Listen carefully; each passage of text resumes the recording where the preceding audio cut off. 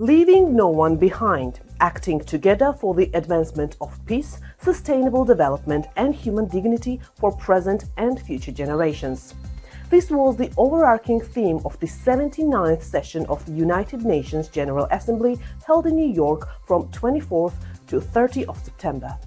While the UN often seems like an outdated organization, this year's General Assembly was particularly significant as it marked a pivotal moment for advancing the United Nations Sustainable Development Goals and reaffirming multilateral cooperation in response to global crisis. A UN agenda is in line with the EU's priorities. The EU leaders came to New York to defend and promote its vision. The EU's commitment to tackling climate change was underscored by Ursula von der Leyen at the Global Renewables Summit on September 24. She stressed the need for massive investments to meet the global targets of tripling renewable energy and doubling energy efficiency by 2030. She called for public and private financial flows to be aligned with the Paris Agreement. The UNGA adopted the Pact for Future, which reaffirms its commitment to sustainable development and climate action. It also sets a goal of implementing multi-hazard early warning systems by 2027.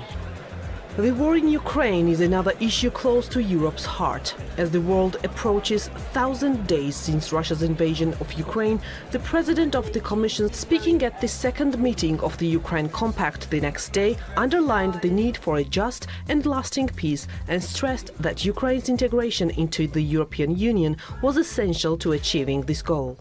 Putting Ukraine in a strong position is also about the economy. The G7 partners in Puglia announced the $50 billion loan to Ukraine. And I'm pleased to confirm that Europe will be providing up to 35 billion euros.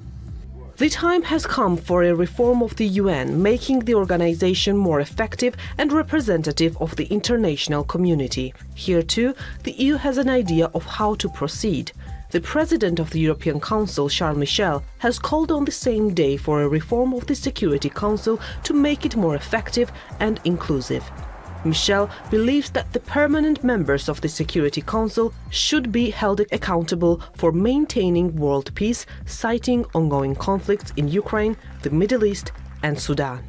At the G20 ministerial meeting, European diplomatic chief Josep Borrell echoed this view, stressing the need for the UN General Assembly to do more and better work on peace and security.